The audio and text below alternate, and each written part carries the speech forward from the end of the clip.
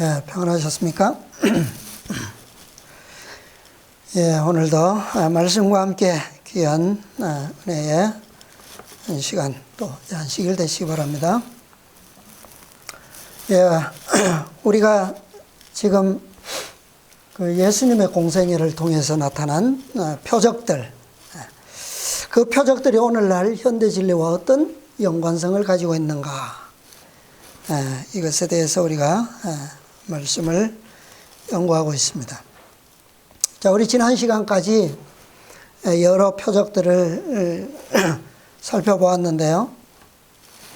예수님의 표적 중에 제일 먼저 표적이 무엇이었습니까?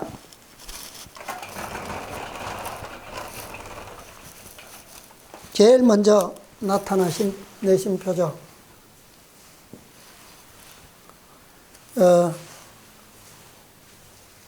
혼인잔치에서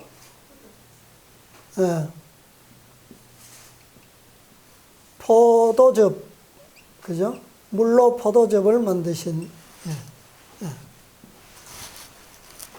이것이 첫 번째. 6개의 돌 항아리에 물을 채우시고 최고의 질 좋은 포도즙으로 변화시킨 이죠. 그 다음에 유대에서 첫 번째 행하신 것은 성전 정결 사업입니다. 성전 정결 사업.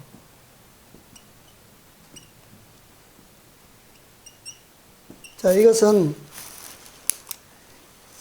이 두 개의 표적은 그 예수님께서 이 땅에 오셔서 성육신으로 오셔서 구속의 사명을 어떻게 이루실 것인지에 대한 전반적인 사명을 공개하신 표적이에요. 공개적으로 선포하신 겁니다, 이것은. 개인적으로는 이런 이적이 필요하고요. 교회적으로는 이 표적이 필요한 거예요. 자, 그 다음에 두 번째로는 이것을 가르치셨어요. 유대에서는 니고데모에게 어떤 진리를 가르치셨습니까? 거듭남을 가르치셨죠. 그 다음에 사마리아에서는 사마리아 여인,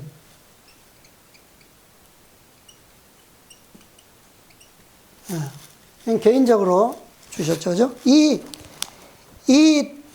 두 대담에서는 첫째 천사의 기별과 관련된 영원한 복음, 거듭남의 기별을 두 성읍에 선포하신 거예요.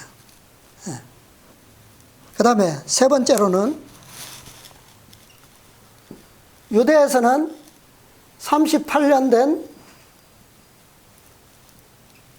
병자, 베데스다의 병자와 그 다음에 또 갈릴리에서는 왕의 지난 시간에 공부한 거, 신하의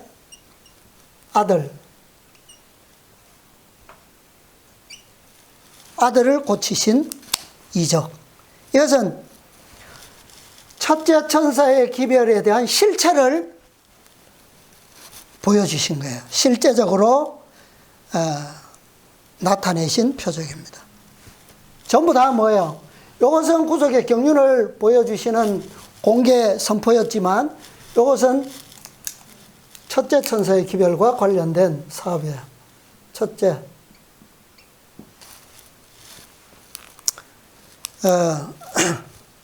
그 다음에 또 본 게 있죠. 그 다음에 뭡니까?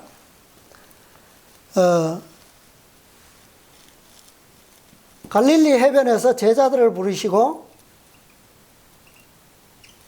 그 다음에 2배의 물고기 가득 채웠죠.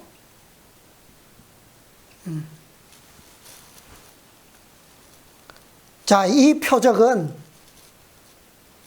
첫째 천사의 기별에 대한 성취, 결과를 보여주신 거예요. 첫째의 결과.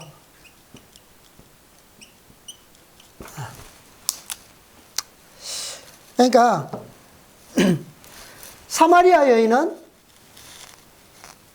베드로가 던진 첫 번째 그물에, 니고데모는 베드로가 던진 두 번째 그물에. 우리 두 번째 그물도 공부했죠, 그죠?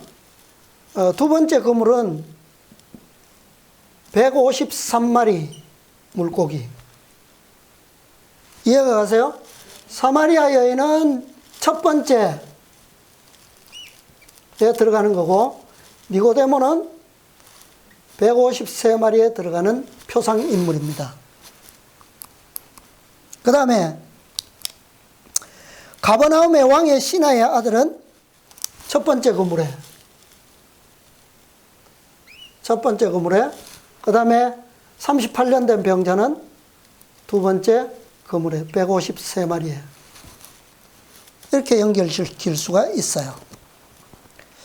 좀 이해가 되실지 모르겠는데, 이 첫째 천사의 기별과 관련된 표적들이 아직도 많이 남아 있습니다. 우리가 앞으로 계속 볼 거고요.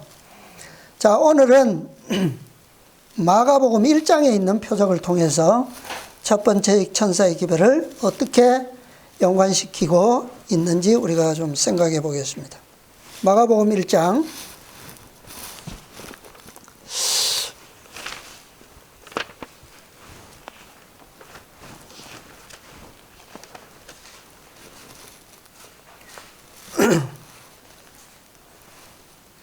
제가 이 첫째 천사의 기별부터 다섯째 천사의 기별까지 구별을, 여러분 이제 앞으로 공부하시면 아시겠지만 이 구별이 어떻게 되어 있냐면, 예수님께서 행하셨던 해상 표적, 이것과 관련되어 있어요. 5개의 표적. 해상에서 보여주신 표적이 5개가 있어요. 이것과 관련되어 있습니다. 마가복음 1장 21절부터 있는 말씀 보겠습니다.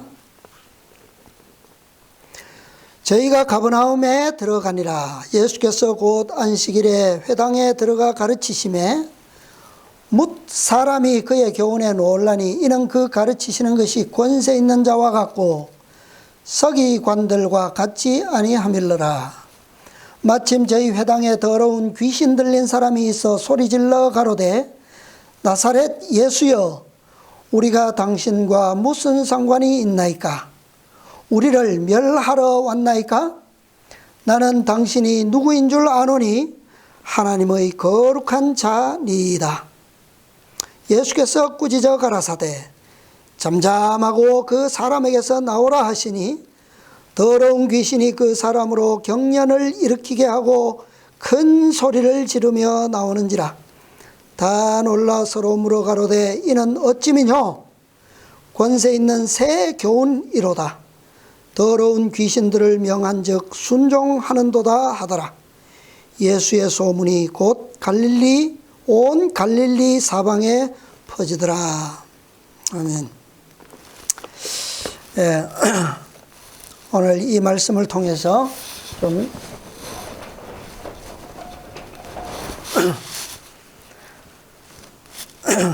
생각하면서 은혜를 받겠습니다. 자, 여기 보니까 많은 사람들이 이 광경을 경험하면서 뭐라고 외쳤습니까? 뭐라고 고백하고 있어요? 어찌미뇨? 권세 있는 뭐요? 새 교훈이로다. 더러운 귀신들을 명한즉 순종하는도다. 예수님께서 처음으로 귀신을 쫓아내셨던, 악령에 사로잡혔던 영혼을 자유케 하시는 첫 번째의 사건입니다.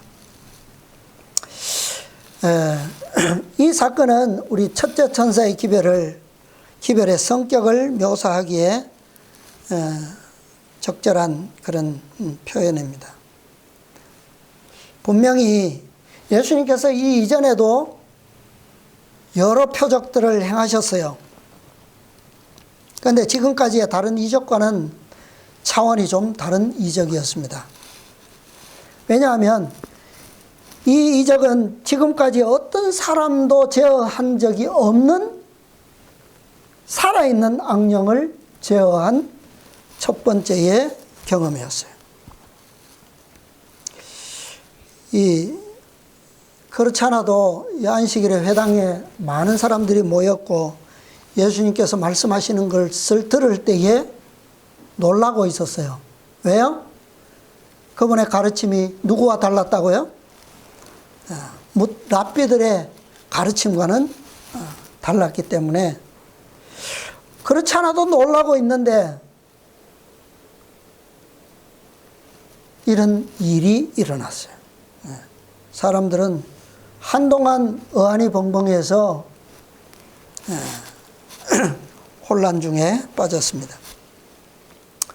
자, 1831년에 미국에 누가 개혁자로 일어났습니까? 1831년에 윌리엄 밀러가 기별을 전하기 시작했어요. 그의 기별은 예수님께서 공생애를 시작하실 때처럼 그가 가는 모든 곳에서 주목을 끌게 됐어요. 그죠? 네. 그리고 그 말씀이 증거되는 곳마다 종교적인 각성이 일어났습니다. 마침내 2년 후에 1833년에 그는 자기가 소속되어 있던 침례 교단으로부터 설교할 수 있는 자격증을 증명서를 받았어요. 그 해에 예수님께서 말세의 징조로서 예언하셨던 또 요엘이 예언했던 어떤 사건이 마지막으로 일어났죠? 그 천년계의 징조, 하늘에서 유성우가 쏟아지는 그런 징조가 그 해에 성취되었습니다. 예수님께서 성전을 정결케 하실 때, 예루살렘 성전을 정결케 하실 때 공식적으로 무엇을 선포하셨다고요? 그분의 공생애를 선포하셨어요. 그때 노끈으로 채찍을 만드시고 그 마당을 정결케 하실 때 누가 쓸려나갔습니까? 누가?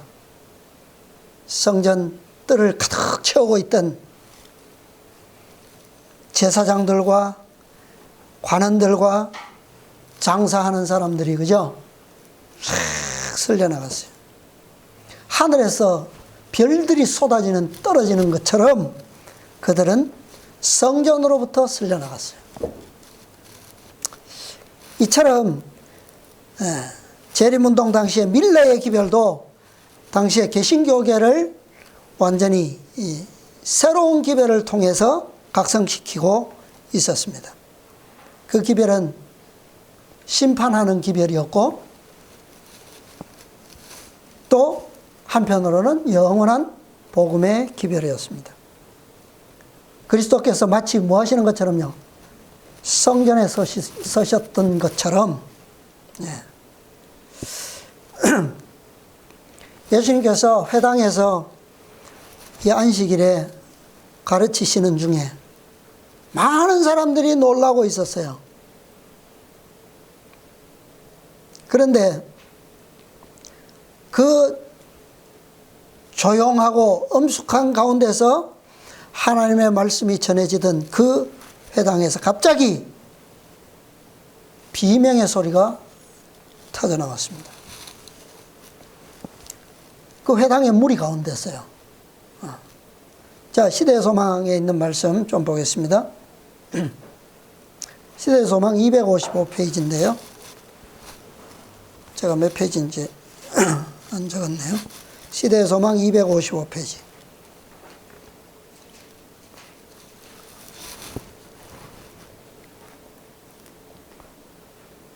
왜 지금까지는 예수님께서 말씀하시는 동안 그 무리는 조용하고 그 말씀에 놀라고 있었어요. 갑자기 비명이 나왔습니다. 자, 255페이지에 보시면 회당에서 예수께서는 그가 세우시려고 오셨던 나라와 있죠? 자, 한번 읽어주세요.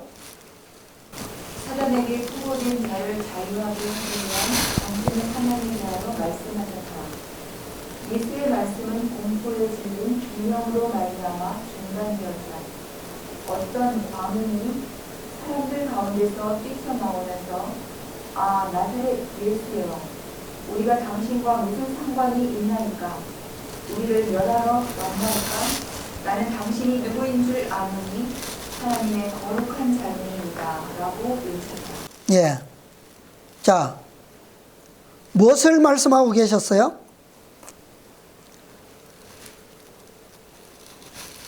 그가 세우시려고 오셨던 왕국, 나라, 그리고요, 사단에게 포로된 자를 자유케 하시기 위한 그분의 사명에 대해서 가르치고 계셨어요. 그런데 이 말씀이 어떻게 했다고요? 자, 이 비명은 어떤 비명입니까?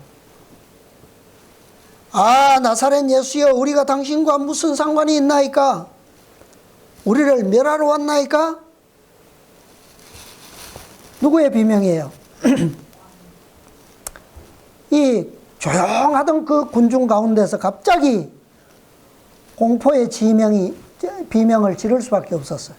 왜 지를 수밖에 없었습니까? 지금 예수님께서 그분께서 오신 사명의 본질을 지금 뭐하고 계셔요? 본질을 말씀하고 계셔요. 그것을 들을 때에 그 사람 속에 누가요? 그 사람 속에 누가 있습니까? 그 광인의 속에. 광인을 누가 지배하고 있어요? 사단이 이 비명을 지르게 만든 거예요. 왜? 사단은 예수님께서 하시는 말씀을 알아듣습니까? 알아들어요. 그러니까 그분의 뜻을 거절할 수가 없는 거죠. 그러니까 사단이 자신의 모습을 그대로 정체를 드러내고 그렇게 외친다면 다 탄로나잖아요. 그죠?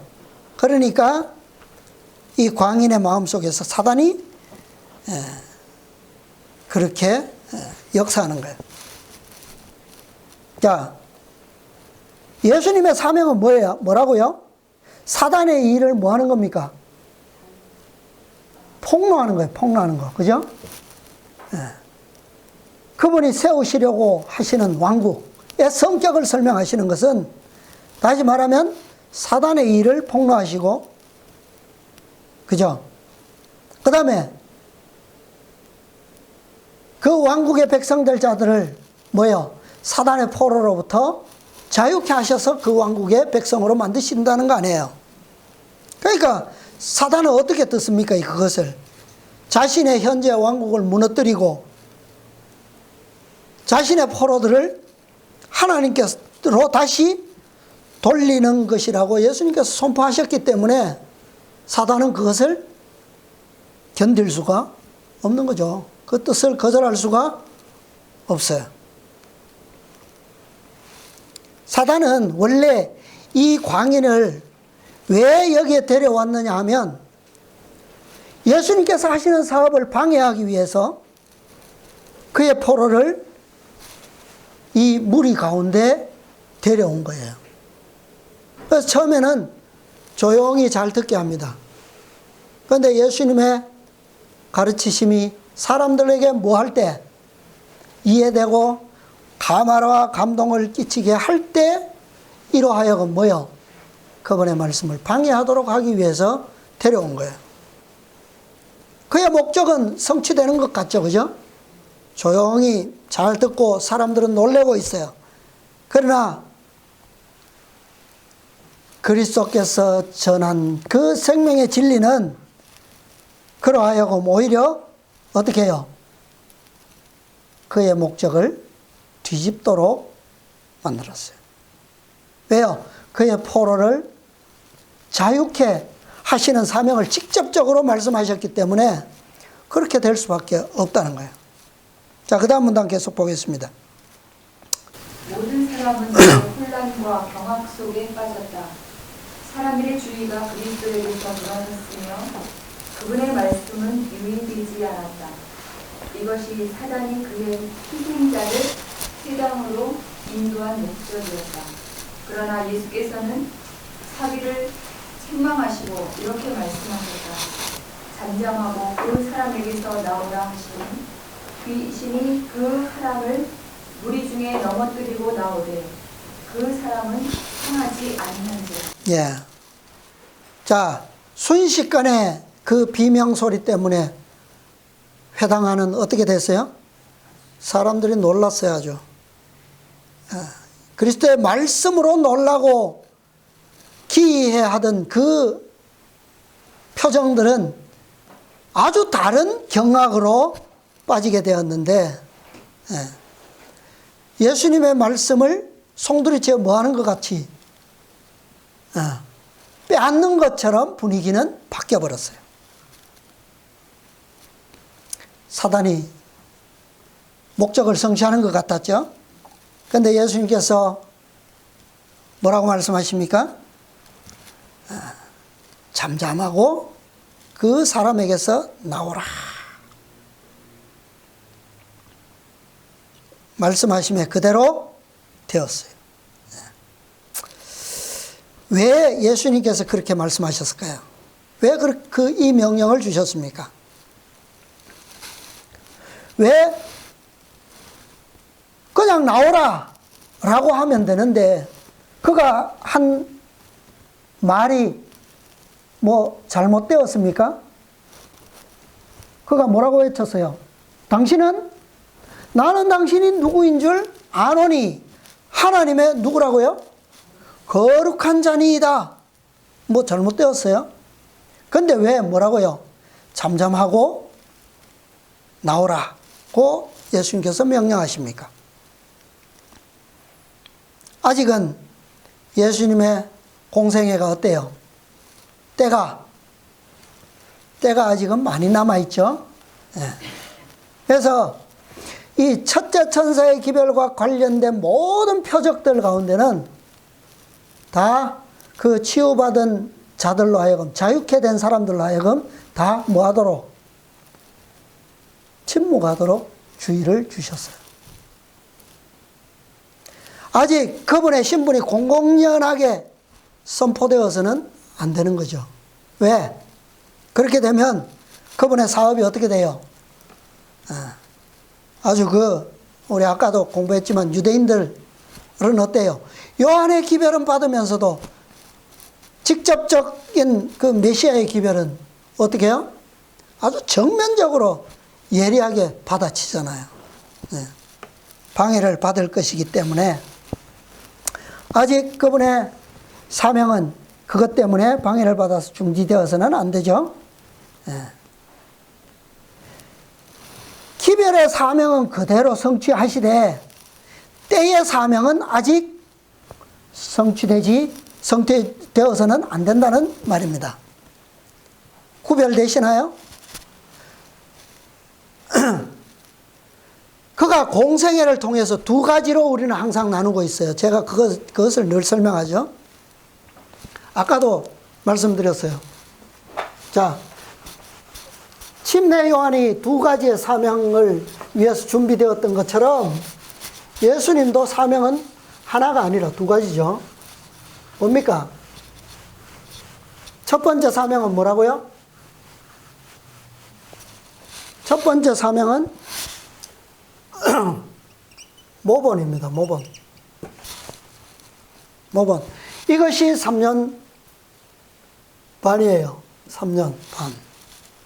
그 다음에 두 번째 사명은요? 뭐예요? 두 번째 사명은 십자가예요.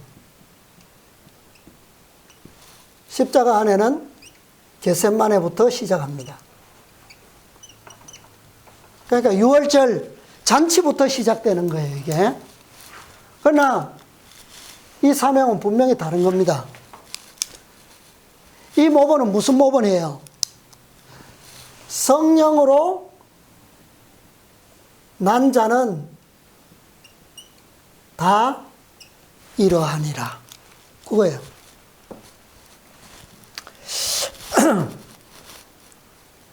그래서 예수님의 사명 가운데 이것은 지금 이루어져도 상관없지만 이것은 더 풍성하게 성취되면 될수록 좋은 거예요. 그죠? 맞는 거예요. 그런데 이것은 아직 뭐가 되지 않았습니까? 때가 되지 않았어요. 그래서 뭐 하라고요? 잠잠하라. 잠잠하라. 자, 그 다음 문단 또 계속 보겠습니다. 이 처참한 시대소망 255페이지입니다. 이 처참한 고난자의 마음은 사단에 의해 어두워졌으나 구주의 임재 앞에서 한 줄기의 빛이 암흑을 꿰뚫었다. 사단의 지배에서 벗어나 자유를 갈망하는 마음이 그에게 일어났다. 그러나 귀신이 그리스도의 능력에 저항하였다. 그 사람이 예수께 도움을 호소하려고 할 때 악한 영이 그의 입에 말을 넣어주었다. 그는 갱포의 괴로움 가운데서 소리를 질렀다. 귀신 들린 사람은 자기를 자유케 하실 수 있는 분 앞에 있다는 것을 얼마간 알고 있었다. 그러나 그가 그 위대하신 손을 붙잡을 수 있는 범위 내에 들어가려고 힘쓸 때에 또 하나의 다른 의지가 그를 붙들어서 다른 말이 입 밖으로 튀어나왔다. 사단의 능력과 자유를 구하는 그 욕망 사이의 투쟁은 처절했다. 예. 세상에 어떤 사람도 사단이 100% 인간의 마음을 정복할 수 있는 사람은 없다라고 하는 사실을 여기서 잘 보여주고 있죠. 예. 자, 비록 이 광인은, 귀신 들린 사람은 자신의 의지로서 아무것도 할 수 없잖아요. 사실은, 그죠? 아무것도 할 수 없어요. 그럼에도 불구하고 사단은 그를 뭐 할 수 없다고요? 100%는 정복할 수 없다. 그걸 보여주고 있어요. 그러니까 자, 사단은 거의 점령하고 완전히 점령하지 못했다. 할 수 없다. 그 말은 무슨 말입니까? 사단이 거의 승리하는 것이 아니라 완전히 패할 수도 있다라고 하는 사실을, 그 진리를 여기서 보여주는 거예요. 어떤 사람도 그리스도 앞에 있으면 뭐 할 수 있다? 회복될 수 있다는 거예요. 자유케 될 수 있다는 거죠. 비록 어떤 자라도 귀신에게 의지는 100% 점령되었을지라도 마음은요, 예? 누구 앞에 있으면? 그분의 말씀을 들을 수만 있으면, 그죠? 그분의 음성은 어떤 능력이 있어요? 창조의 능력을 발휘합니다. 스스로 뭐 하지만 않으면, 막지만 않으면, 그죠? 막지만 않으면 된다는 거예요. 아무리 강력하게 사단이 자신을 얽어매고 있을지라도 중요한 것은 뭐예요? 자신의 마음이 겨자씨만한 믿음만 있다면, 그리스도의 말씀을 듣고 눈꽃만큼의 희망만도 발견할 수 있다면 그걸로 충분하다는 거예요. 그렇죠? 네. 이 기적은 그것을 보여주고 있습니다. 네. 왜요? 내 손은 그것을 잡을 수 없지만 내 마음은요, 그분의 말씀을 붙잡을 수 있습니까? 있어요. 네. 그것을 믿음으로 붙잡는다면 사단은 풀 수밖에 없어요. 그리고 그를 올가면 모든 것은 그리스도의 말씀으로 말미암아 심판될 것입니다. 자, 이 사람을 이렇게 올가매했던 원인은 뭡니까? 시대소망 그 다음 계속 보면 부절제, 그 다음에 천박한 행동이 그의 성품의 고상한 속성들을 왜곡시키고 그 결과 마침내 사단이 그를 완전히 지배했기 때문이다 그랬어요. 부절제. 그러니까 한 번 마음의 호소를 거절하고 한 번 빛을 불순종하고 무시하고 한 번 그분의 명령을 불순종할 때 뭐요? 내가 원하면 언제든지 나는 뭐 할 수 있다. 난 돌아갈 수 있어. 돌이킬 수 있어. 라고 자만함으로 뭐 했던 것이 불순종하고 엉뚱한 길로 자신의 기호를 따라갔던 그것이 결국은 뭐예요?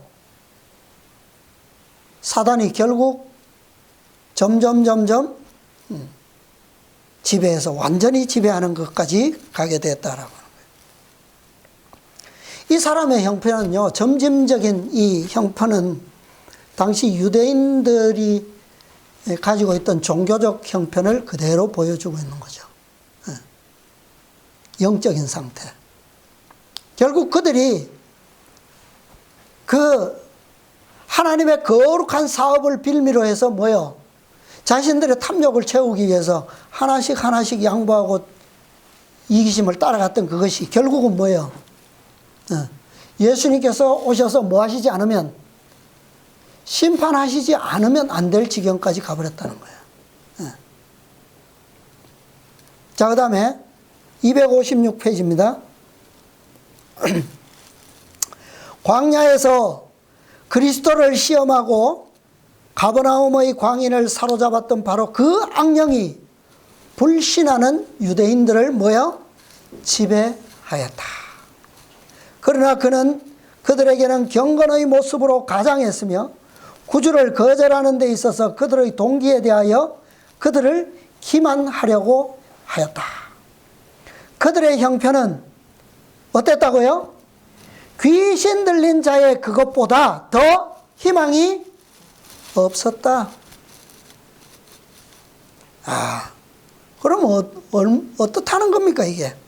그 이유는 그들은 그리스도의 피로를 느끼지 않았으므로 사단의 세력 아래 단단히 붙잡혔기 때문이었다. 자, 이 형편의 묘사는, 자, 1260년 동안 세상은 어떤 어두움 속에 있었습니까? 그 이교 로마가 만들어낸 그 가짜 신앙, 그죠? 그 우상의 어두움 속에 빠져 있을 때 누가 나왔어요? 루터와 많은 개혁자들이 어떤 기별을 전했습니까? 믿음으로 말미암는 구원의 진리를 통해서 그들이 어떻게 됐어요? 그 흑암으로부터 나올 수 있었죠. 오랜 세월 동안 점진적으로 그들의 영혼을 얽어매었던 그 암흑을 드디어 이 진리로 이 운동을 통해서 나왔어요. 그런데 그로 말미암아 개신교회라고 하는 교단들이 많이 생겨났잖아요. 그죠? 종교개혁을 통해서. 그런데 윌리엄 밀러가 훗날 다시 재림 기별을 통해서 영원한 복음의 기별을 전함으로 개혁을 일으킬 때 개신교의 형편이 어땠습니까? 여전히 그죠? 그러니까 이것은 구약 이스라엘 백성들의 경험을 보면 바벨론으로 잡혀갔던 그 백성들이 스룹바벨과 함께 에스라와 느헤미야를 통해서 어떻게 해요? 예루살렘에 와서 다시 성전을 회복하고 다시 이스라엘이 회복되잖아요. 회복되는데 불과 몇 세기 지나지 않아서 또 그 이스라엘이 어떻게 됐어요? 예수님께서 오실 때 침례 요한이 와서 메시아의 길을 예비하려고 할 때 그 시대는 어떤 시대였다고요? 아까 우리 교과에 나왔잖아요. 가장 암흑한 시대였다. 그 시대가 또다시 뭐예요? 이 윌리엄 밀러 시대에 루터가 그 기나긴 암흑의 터널을 겨우 벗어나도록 만들었는데 그 교회들이 다시 윌리엄 밀러가 기별을 가지고 왔을 때는 또다시 어떻게 되어버렸다는 거예요? 또다시 예수님 당시처럼 그렇게 어두워져 버린 거예요. 그러니까 어두워진 방법은 달라요. 구약시대를 보면 분명해요. 바벨론으로 잡혀가고 망한 이스라엘은 우상숭배의 원인이었습니다. 그런데 다시 스룹바벨 성전으로 말미암아 회복된 이스라엘이 예수님 당시에 수세기가 얼마 지나지 않아서 그렇게 될 수밖에 없었던 것은 우상숭배가 아니었어요. 그것은 뚜렷하게 고쳐졌다 그랬어요. 그러면 왜 어떤 어두움으로 무슨 원인이 되었는가? 그것은 세속화라는 거예요. 세속화, 탐욕. 이 당시에도 마찬가지예요. 개신교계도 뭐예요? 믿음으로 말미암는 이 구원의 진리, 루터가 전했던 이 진리로 끊임없이 성경을 연구하고 그 진리 안에서 성장했더라면 1844년의 재림운동은 놀라운 방법으로 성취되었고 다른 개혁으로 발전했을 거예요. 그런데 그들은 어떻게 해요? 재림의 기별을 받아들이기에는 그들의 형편이 어땠습니까? 너무나도 살기 좋은 세상이 되어버렸어요. 과학은 급속도로 발전하고 문명은 엄청나게 지금까지 보지도 듣지도 못했던 문명들이 세상에 나타나기 시작했어요. 너무 좋아졌죠. 그래서 그런 세속화 가운데서 그들은 탐욕을 채우기에 어땠어요? 아주 좋은 시대였습니다. 결국 이 광인을 사로잡았던 그 악령의 그 역사가 유대인들을 지배했던 것처럼 이 당시에도 첫째 천사의 기별이 전해질 당시에도 똑같은 형편이었다라고 하는 사실을 우리가 이 사건을 통해서 같은 형편의 묘사를 우리가 적용할 수가 있습니다. 자, 예수님께서는 이런 비유를 말씀하셨어요. 한 집에 귀신이 있었는데 귀신이 쫓겨나고 그 집이 어떻게 해요? 깨끗이 소재되었어요. 그런데 귀신이 나가서 돌다가 갈 데가 없어서 다시 와보니까 집이 깨끗했어서 아이고 좋구나. 혼자 지내기는 아까워. 몇 명을 더 데리고 왔다고요? 7 귀신을 데리고 왔어. 그래서 나중 형편이 어땠다고요? 처음보다 더 나빠졌다라고 그런 비유를 말씀하셨어요. 꼭 이 처지가 된 거예요. 이 처지가. 그죠? 구약시대의 이스라엘 백성들이나 또 1840년대 당시에 재림운동 당시에 개신교계의 형편이나 똑같았던 거예요. 자, 그 다음 문단 또 보겠습니다. 256, 7페이지. 그리스도께서 사람들 사이에서 하신 개인적인 봉사의 기간은 흑암의 왕국의 세력이 가장 활발하게 활동한 시기였다. 오랫동안 사단은 그의 악한 천사들과 함께 사람들의 육신과 심령을 지배하여 그들에게 죄와 고통을 가져오려고 힘써왔으며 그런 후에 그는 이 모든 불행의 책임을 누구에게? 하나님께 씌웠다. 예수께서는 사람들에게 하나님의 품성을 드러내셨다. 그는 사단의 권세를 깨뜨리고 그에게 사로잡힌 자들을 자유하게 하셨다. 이것이 그분의 공생의 첫 번째 사명이었어요. 첫 번째 사명. 하늘에서 오는 새 생명과 사랑과 그리고 권세가 사람들의 마음에 역사하고 있었고 악의 임금은 분개하여 그의 나라의 지상권을 획득하기 위하여 항쟁하려고 하였다. 사단은 모든 그의 세력들을 소집하여 모든 단계에서 그리스도의 사업에 대항하였다. 그러니 요한은 두려워하면서도 메시아는 왜 그토록 악의적이고 적대적이었는지 알 수 있죠. 사단은 그리스도가 누구신지 알잖아요. 그죠? 예. 의와 죄 사이에 있을 마지막 대쟁투에 있어서도 어떻다고요? 이러할 것이다. 새로운 생명과 빛과 능력이 하늘에서부터 그리스도의 제자들에게 내려오는 반면에 한 새로운 생명이 밑으로부터 솟아올라와서 사단의 대리자들에게 활기를 준다. 모든 세상의 요소들이 점점 더 맹렬하게 활동하고 있다. 이때가 바로 첫째 천사의 기별이 가져왔을 당시의 세상의 형편이었습니다. 그리고 첫째 천사의 기별은 바로 예수님께서 첫 번째 사명으로 가지고 오셨던 그 빛과 능력이었어요. 자, 그 다음 문장 계속 보겠습니다. 그리스도의 시대에 있어서 이스라엘의 지도자들과 교사들은 사단의 역사를 대항하는 데 무력하였다. 자, 예수님의 사업을 그토록 매 단계마다 방해하고 맹렬하게 그렇게 적대하면서도 예수님의 공생애를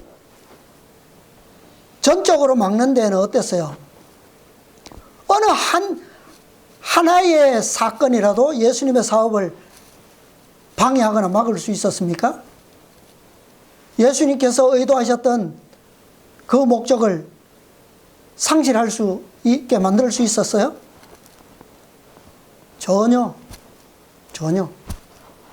왜 그렇습니까? 그들이 악령에 대항할 수 있는 유일의 수단을 등한히 하고 있었다. 그리스도께서 악한 자를 이기신 것은 무엇에 의해서요? 하나님의 말씀에 의해서였다. 사단은 하나님의 말씀을 들이대는 즉시 어떻게 해요? 기록되었을 때 이같이 말씀하시되 그 말씀 앞에는 사단은 뭐예요? 꼼짝도 못합니다. 그렇죠? 예수님께서 침례받으시고 광야에서 사단에게 시험을 받으신 후에 이 귀신을 자유롭게 하시는 이 사건에서 두 번째 부딪히 마주한 거예요. 사단과 직접. 다른 표적에서는 사단이 직접 개입되지 않았습니다. 예수님께서 그냥 일방적으로 고쳐주신 거예요. 그런데 이 사건은요, 뭐야? 사단이 직접 예수님의 사업을 방해하기 위해서 자신의 포로를 그 자리에 데리고 왔고, 그 다음에 그분의 말씀하시는 중에 그것을 막았고, 그죠? 그러나 어떤 상황이든지 간에 그가 어떤 형식의 포로가 되었든지 간에 그리스도의 말씀의 능력 앞에서는 뭐예요? 무력하다는 거예요. 우리는 이것을 배워야 합니다. 그러니까 1840년대에 재림운동 당시에도 윌리엄 밀러의 무리들이 재림 기별을 전할 때 아무리 영향력 있는 교단의 지도자들도 그의 기별을 침묵시킬 수 있었습니까? 왜 못했어요? 왜? 말씀으로 뭐 할 수 없기 때문에. 말씀으로 그 기별을 반증할 수가 없었어요. 그죠? 침묵시킬 수가 없었어요. 왜? 첫째 천사의 기별은 어디서부터 나온 겁니까? 하나님의 말씀에서 나온 거예요. 네. 자, 그 다음 문단 또 보겠습니다. 257, 8. 역사는 뭐하고 있다? 반복되고 있다. 오늘날 많은 종교 지도자들이 그들 앞에 성경을 펴놓고 그 가르침을 존중한다고 공언하면서 그것을 하나님의 말씀으로 믿는 믿음을 파괴하고 있다. 그들은 그 말씀을 잘게 해부하여 그 간명한 진술보다 자신의 의견을 뭐 한다고요? 높이는 일에 바쁘다. 하나님의 말씀은 그들의 수중에서 그 갱생시키는 능력을 상실한다. 이것이 바로 불신이 횡행하고 죄악이 난무하는 이유이다. 그러니까 사단이 사람들로 하여금 이기게 할 수 있는 유일한 방법은 뭡니까? 하나님의 말씀을 뭐하게 하는 거? 불신하게 하는 거. 하나님의 말씀보다 무엇을요? 자신의 이론을, 자신의 해석을 더 높이게 만드는 것. 이것만 하면 사단은 무조건 이기는 거예요. 그죠? 그러니 오늘날 하나님의 말씀이 세상의 교회에서 어떻게 대접받고 있습니까? 예수님 당시에 뭐라고 그랬어요? 유대인들을, 자신의 부하들을 총동원해서 하나님의 말씀을 왜곡시키기 위해서 활동했다 그랬잖아요. 오늘날 똑같다는 거예요. 똑같아. 종교 지도자들을 통해서 하나님의 말씀을 왜곡시키고 그분의 말씀을 자신의 이론보다 아래에 두는, 교회의 법을 하나님의 말씀보다, 율법보다 더 위에 두는, 그것은 사단이 현저하게 뭐야? 교회를 장악하고 있다라고 하는 사실입니다. 자, 두 문단 건너서 보겠습니다. 258페이지. 우리가 사악한 자를 이기는데 사용할 수 있는 방법은 그리스도께서 이기신 방법, 곧 무슨 능력요? 말씀의 능력이다. 하나님께서는 우리의 동의가 없이는 우리 마음을 지배하지 않으신다. 사단은 동의가 없어도 하기를 원하죠. 강요하죠. 그죠? 여러 가지 방법으로. 그러나 하나님께서는 그렇게 하시지 않습니다. 그러나 우리가 그의 뜻을 알고 행하기를 원한다면 그것이 비록 겨자씨만한 희망이라 할지라도 뭐예요? 진리를 알지니 진리가 너희를 자유케 하리라. 하나님께서는 이런 방법으로 하신다는 거예요. 사람이 하나님의 뜻을 행하려 하면 이 교훈이 어디에서 온 것인지 알리라 그랬어요. 는 약속이 우리의 것이 된다. 이런 약속들을 믿음으로 말미암아 모든 사람이 오류의 함정과 죄의 지배에서 구원을 받을 수 있다. 이것이 그리스도께서 오셨던 첫 번째 사명이에요. 자, 귀신 들린 사람이 입으로는 뭐밖에 할 수 없어요. 입으로는 사단이 주는 것밖에는 할 수 없어요. 그죠? 예. 육신은 이미 정복되었기 때문에 사단이 주는 비명만 지를 수밖에 없어요. 그러나 그의 마음속의 호소는 누가 들으십니까? 하나님께서 들으셔요. 결코 묵살되지 않습니다. 그죠? 그것을 말씀하는 거예요. 그래서 그리스도께서는 사단의 어떤 포로도 도로 빼앗으실 수 있으시다. 뭐만 있으면요, 그분의 말씀을 듣는 귀가 있고 눈꽃만한 믿음, 희망만 있다면, 그것만 있다면 마음의 호소를 누가 들으신다고요? 하나님께서 들으신다는 거예요.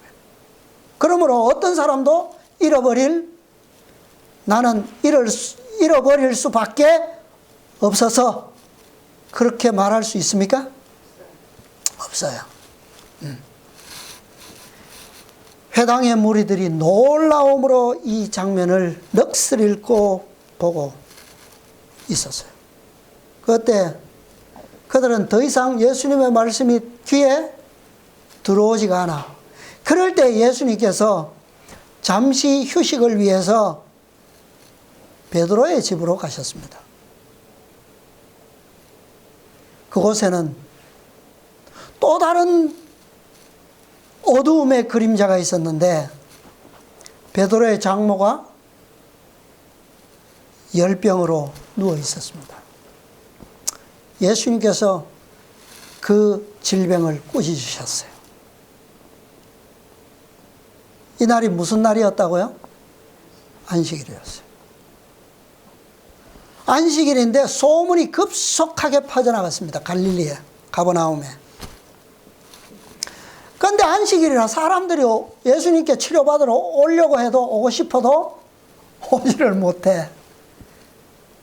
소문은 퍼져나갔어요. 그래도 거쳐서 그러니까 해가 지자마자 어떤 상황이 벌어졌을까요? 해가 지자마자 사람들과 병자들이 그냥 순식간에 베드로의 집으로 몰려들었습니다. 자, 259페이지 보면요. 예수께서는 마지막 환자를 치료하시기까지는 그의 일을 뭐 하지 않으셨다? 쉬지 않으셨다. 얼마나 감사합니까? 이 하루에, 이것이 그분의 하루의 사명이었어요. 마지막 환자를 치료하시기까지는 쉬지 않으셨다. 군중이 물러간 것은 언제라고요? 밤이 꽤 깊은 때였다. 정적이 시몬의 집에 내려앉았다. 긴 흥분의 날이 지나가고 예수께서는 드디어 잠자리에 드셨다. 이것이 바로 첫째 천사의 기별이 외쳐졌던 재림운동의 광경이었어요. 이것이 예수님께서 오셨던 사명의 광경이었고, 아직도 우리는 첫째 천사의 기별과 관련된 예수님의 표적의 사건들이 많이 있습니다. 계속 연구하면서 살펴볼 겁니다. 자, 한 가지만 제가 조금 도움이 되시기 위해서 말씀드리면, 예수님께서 공생의 표적 가운데 귀신을 고친 사건이 몇 번 기록되어 있느냐 하면 7번 기록되어 있어요. 7번. 그리고 고친 기록은 오늘 기록처럼 이렇게 기록되어 있지는 않은데 7 귀신이 나가고 승리한 기록이 있어요. 누구죠? 7 귀신으로부터 고침을 받고 승리한 한 사람의 기록이 있어요. 막달라 마리아입니다. 이 막달라 마리아는 7 귀신으로부터 자유케 된 승리한 여인. 끝까지 예수님께로부터 그 치유의 선물을 받은 때로부터 예수님께서 승천하시는 순간까지 끝까지 그분 곁에 머물렀던 여인입니다. 이 여인은 교회의 최후의 승리를 표상하는 여인으로 유일하게 기록되어 있어요. 또 하나의 귀신과 관련된 말씀의 기록이 있는데 그것은 비유입니다. 비유. 마태복음 12장에 보면 43절로 45절입니다. 자, 아까 제가 말씀드렸죠? 더러운 귀신이 사람에게서 나갔을 때 물 없는 곳으로 막 다니다가 쉬기를 구하되 얻지 못하고 다시 딱 돌아가리라 하고 와보니 그 집이 어떻게 되었다고요? 청소되었어. 가서 누구를 데리고 온다고요? 7 귀신을 데리고 와서 그 집에 차지하니 그 사람의 나중 형편이 전보다 더욱 심하게 되느니라. 이 말씀 끝에 뭐라고 말씀하셨냐면 이 악한 세대가 또한 이렇게 되리라 고 말씀하셨어요. 자, 이 귀신에 대한 예수님의 특별한 이 공생의 기록이 이게 다예요. 이 비유의 결말은 바로 오늘날 현대 진리를 거절한 백성들에게 적용되는 말씀입니다. 이 악한 세대가 이렇게 되리라. 세상을 향한 말씀이 아니에요. 뭐예요? 누구를 향해서요? 교회를 향해서 하시는 말씀이에요.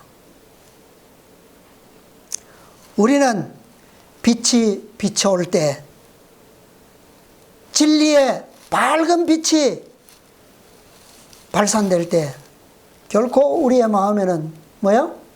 불신의 마음을 품지 말아야 합니다. 그렇죠? 네. 한 번의 불신, 한 번의 거절이 반복되면 마침내는 어떻게 된다고요? 7 귀신이 한꺼번에 들어와요.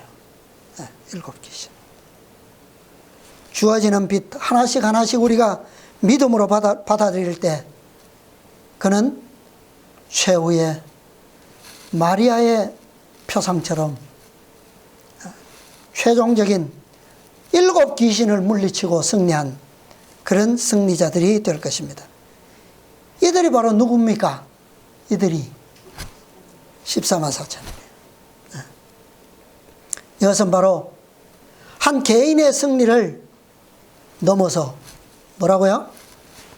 최후의 교회의 승리를 보여주는 경륜입니다. 우리가 이 주어지는 모든 표적의 섭리가 정말 우리를 위해서 하나님께서 얼마나 친절하게 계획하셨고 예수님께서는 이것을 또한 얼마나 풍성하고도 세밀하게 이루셨는지 이 모든 축복이 오늘 우리가 믿음으로 받으면 우리의 축복이라는 거예요. 우리 모두 함께 주님의 말씀 안에서 이 풍성한 은혜와 구원의 은혜들을 충만히 누리시게 되기를 바라면서 말씀을 마치겠습니다.